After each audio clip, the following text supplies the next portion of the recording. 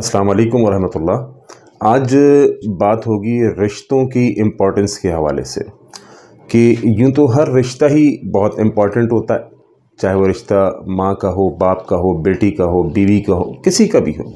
सारे रिश्ते बहुत इम्पोर्टेंट होते हैं, लेकिन जब हम लिस्टिंग करते हैं कि रिश्ते कौन कौन से हैं और इनमें कौन सा रिश्ता कितना ज़्यादा इम्पोर्टेंट है, तो इसी के हवाले से एक बात आपको समझाता हूँ। एक यूनिवर्सिटी के अंदर एक प्रोफेसर थे, सामने सारे स्टूडेंट्स मौजूद थे। प्रोफेसर साहब ने कहा कि कोई एक खातून ऐसी खड़ी हो जाए जो मैरिड है। एक खातून खड़ी हुई जो कि मैरिड थी। प्रोफेसर साहब ने उनको बुला लिया कि आप आइए। वो खातून प्रोफेसर साहब के पास आई जहाँ पे ब्लैक बोर्ड था। प्रोफेसर साहब ने ब्लैक बोर्ड के ऊपर तमाम रिश्ते लिखना शुरू किए।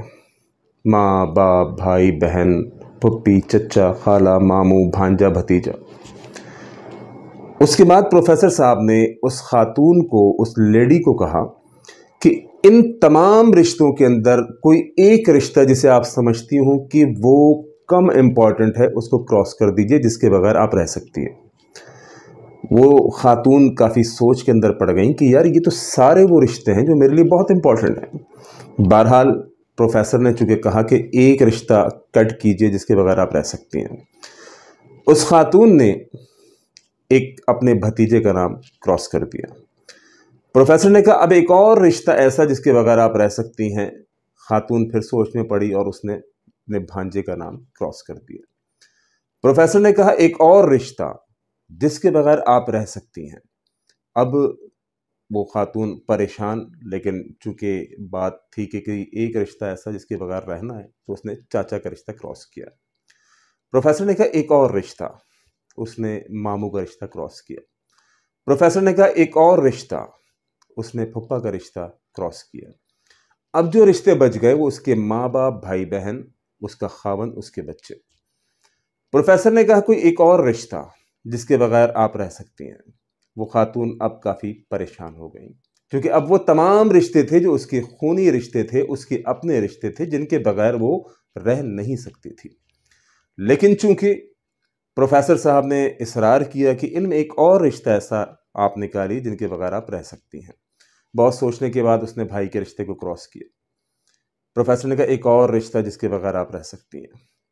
वो खातून बहुत ज़्यादा पजल हो रही थी और बहुत ज़्यादा परेशान हो रही थी कि मैं इनमें से किसी के बगैर नहीं रह सकती, लेकिन कोई एक रिश्ता तो क्रॉस करना है मजीद। उसने बहन के रिश्ते को क्रॉस कर दिया। प्रोफेसर ने कहा कोई एक और रिश्ता जिसके बगैर आप रह सकती हैं। उसने बहुत सोच विचार की और कहा कि अब ये जो 4 रिश्ते बाकी हैं, यानी माँ बाप, उसके खावन और उसके बच्चे।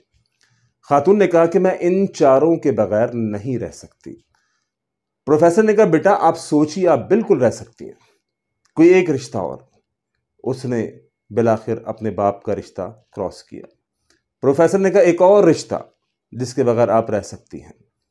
वो परेशान हुई, लेकिन अपनी माँ के रिश्ते को उसने क्रॉस कर दिया। अब बचे 2 रिश्ते, एक उसका खावन और एक उसके बच्चे। प्रोफेसर ने कहा अब इन दोनों में से कोई एक आखिरी रिश्ता आपने क्रॉस करना है जिसके बगैर आप रह सकती हैं। उसने अपने बच्चों का रिश्ता क्रॉस किया। आखिरी जो रिश्ता बचा वो उसके खावंद का था। प्रोफेसर ने कहा बेटा क्या बात है, आपने इन तमाम रिश्तों को क्रॉस करते करते करते करते कि मैं फुप्पा के बगैर, चाचा के बगैर, खाला के बगैर, खालू के बगैर, भतीजे के बगैर, भांजे के बगैर, हत्ता के भाई के बगैर, बहन के बगैर, माँ के बगैर, बाप के बगैर, इवन के बच्चों के बगैर भी रह सकती हूँ, लेकिन वो आखिरी रिश्ता ये खावंद का, ये आपने अपनी ज़िंदगी का चुना है जिसके बगैर आप नहीं रह सकती। इसकी वजह क्या है?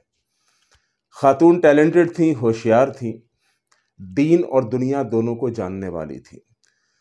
उसने कहा सर बात यह है, ये माँ बाप बूढ़े हो जाएंगे, मैं इनके घर से विदा हो जाऊंगी। ये भाई बहन अपनी ज़िंदगी के अंदर मस्त हो जाएंगे। ये बच्चे, इनकी शादियां हो जाएंगी, ये अपने घरों के हो जाएंगे।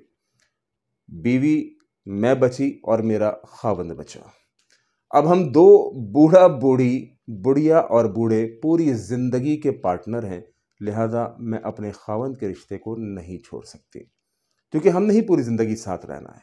माँ बाप का घर छोड़कर आ गई, भाई बहन वो किसी के भी नहीं होते, वो अपने अपने घरों में अपने मामलात को देख रहे होते हैं। ये बच्चे जो आज मेरे साथ हैं ये भी अपने घरों में चले जाएंगे। मेरी बेटियां अपने शौहरों के अंदर मसरूफ़ होंगी, मेरे बेटा अपनी बीवी का हो जाएगा, मैं तन तनहा अपने खावंद के साथ ज़िंदगी गुजारूंगी। लिहाजा मैं ये सोचती हूँ कि मेरी ज़िंदगी के अंदर सबसे इम्पॉर्टेंट कोई रिश्ता है तो वो मेरे खावंद का है।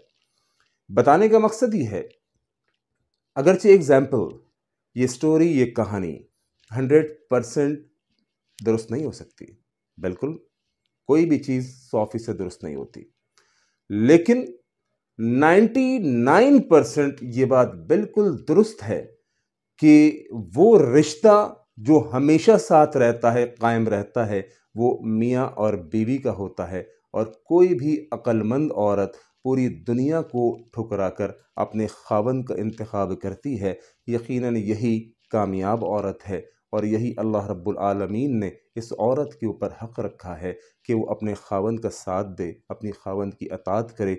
जो बच्चियाँ, जो बहनें, जो बेटियाँ इसके ऊपर अमल करती हैं उनकी ज़िंदगी बड़ी पुरसुकून होती है। और जो अपने खावंद के मुकाबले में दीगर की सुनती हैं, दूसरों की बातों में आती हैं, यकीनन वो अपनी ज़िंदगी, अपने घर को ख़राब करती हैं। एक साइलेंट मैसेज है आप सबके लिए, ज़्यादा से ज़्यादा